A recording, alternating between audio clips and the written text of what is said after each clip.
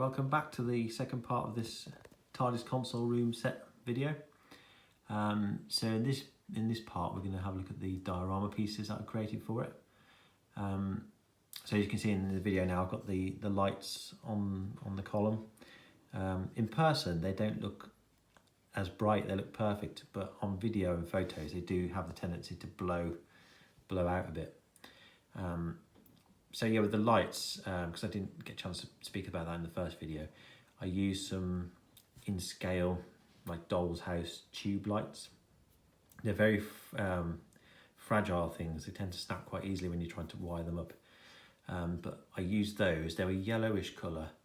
I haven't got any to hand to show, but what I did was put some white heat shrink over them, and then I just used a marker pen to mark a black line in the middle to make it look like it's two separate tube bulbs like the original.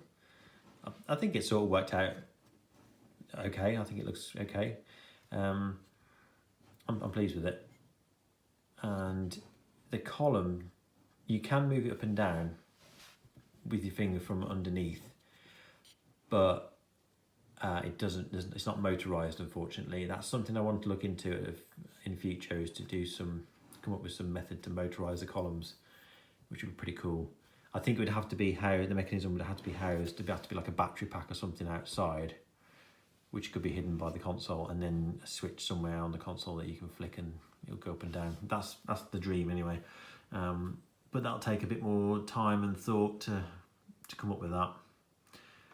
This is very much like a static model display piece.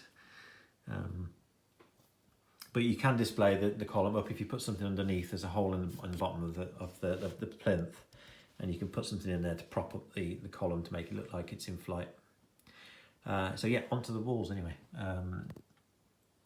The plan was just to do one TARDIS wall, so like the generic 60s wall. So this type of wall was actually, I think the originals in the Pertwee era were left over from the Hartnell era. Obviously in the first part of the Hartnell era you've got those white vacuum formed things that they had inside for the roundels, but as you got into the later Hartnell, into the Troughton era, they're actually backed with this, it looks like grey plastic, but then when you hold it up, when it's backlit, there we go, it's actually appears white. So that took some head scratching for a while of how to do that. So this is entirely printed in PLA in this beigey colour. So I was originally going to print these walls the same colour as the console, but when I looked at reference photos, there just wasn't something quite right about that. The colour of the console didn't quite match the walls. Anyway, I used beige in the end, or off-white. I think it's a beige, or was it bone white, I think, or something like that, which I was really pleased with. And it's a nice contrast to the console colour. So yeah, originally I was just going to print this wall and have that as a bit of a backdrop for the console. But then OCD and obsession took over, and I thought, well, I want to sort of represent all the changes that this console room went through in the Pertwee era. And I've sort of done that. So as you can see in this, as the current backdrop, we've got the Time Monster look, which is a very unique look for one story in season 9, and it's not everyone's favourite. I quite like it, actually. I quite like the story as well. But yeah, the wash bowl console room, as they call it. So those are just separate pieces that slot in into these thinner versions, because I believe they did make new wall pieces for that. So you had these solid half roundels, and then they had these bowls attached into the holes. So those are just printed in white, because they do contrast to the colour of the wall. And then there's these little transparent pieces that actually are supposed to stay in there. There we go, and then they can be backlit. So I just did 2 of those walls for the Time Monster look. So if you have this as a display piece on your shelf, you've got options to change it up a bit. And when you've got the little microphone piece on panel 1, then it really does set it off. So this is a spare wash bowl that can go into, that pops out basically, and that's the master on the scanner, as you can see.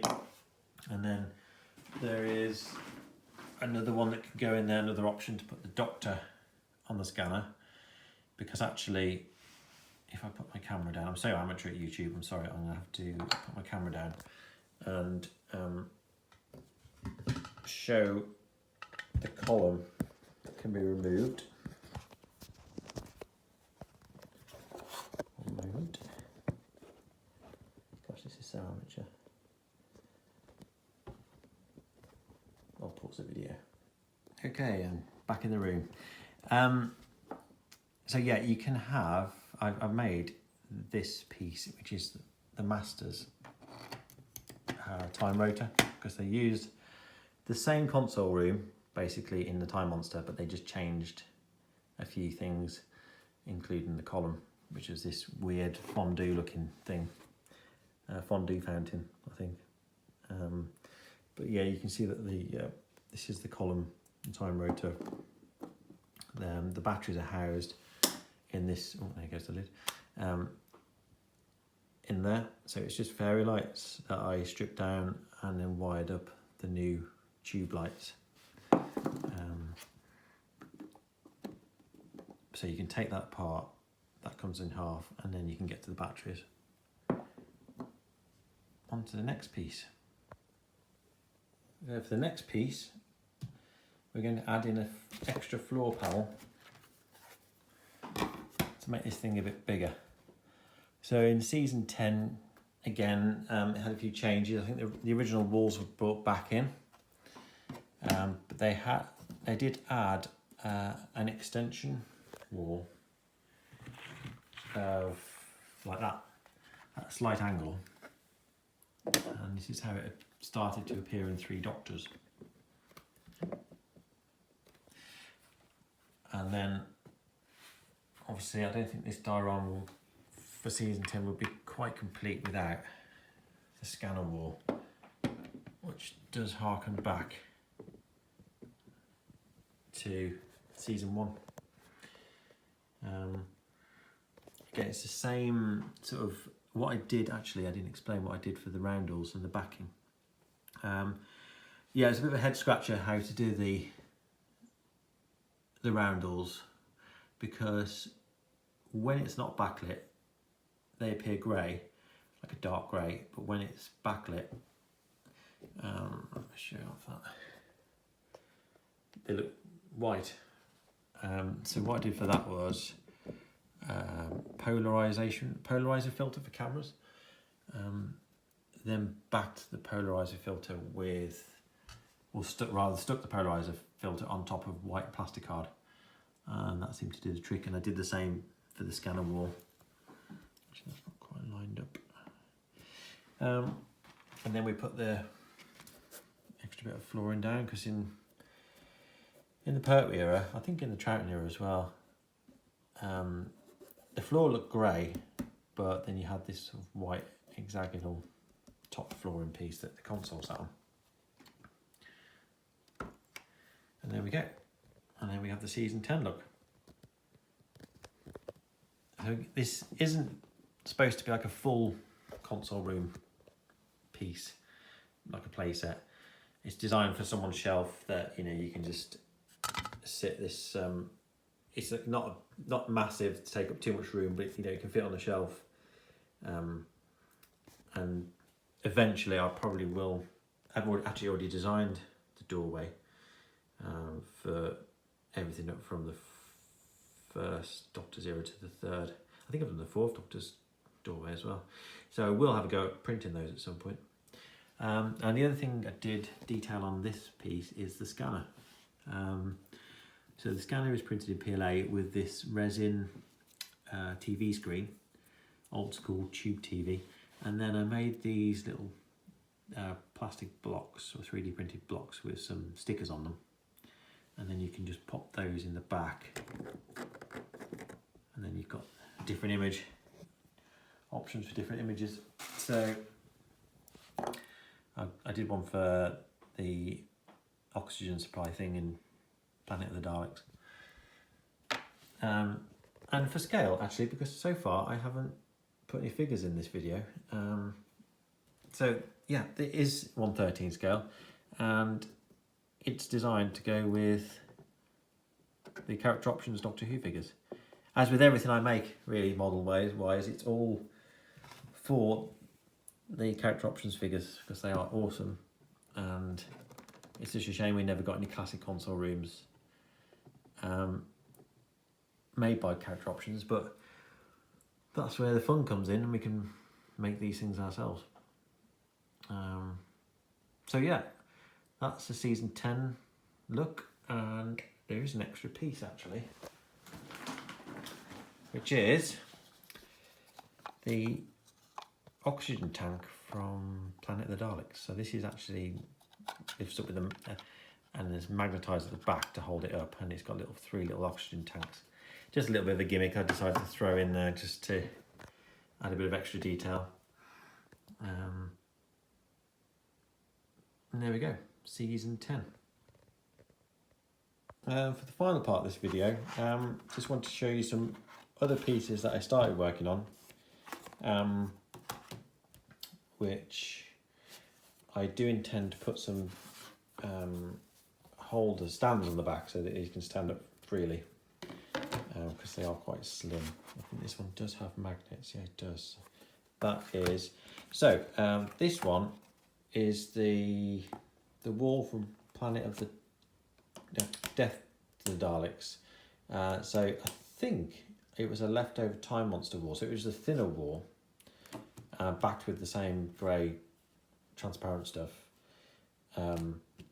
And yeah, the intention was to sort of like, you could make this however you wanted it. You can have whatever season look you wanted. And then I did do the blow up picture wall. It was from the Hartnell era, and I think probably last seen in season 9 maybe, Curse of Peladon. But yeah, so that's an option as well, so you can fit that however you want. You can just have two, we can have that wall and then that wall together for a more season 8, early season 9 look. But yeah, that's the console room diorama. It was a lot of fun to make, really enjoyed it. And as it started to all come together, I've had this on my bookshelf for months now. And it's one of those things, I just can't stop looking at it when it's on display and we put some figures in it. It's just very eye-catching. And I am selling this one. It's on eBay at the moment because I need to move on to other projects. But I do really want to make one of these for myself again in future to have on my display at home, because yeah, I just love the Pertwee era console room. Next up on my to-do list is the Tom Baker era console room. So I've designed all CAD files for all the classic era console rooms now. I've got all the Prokowski details.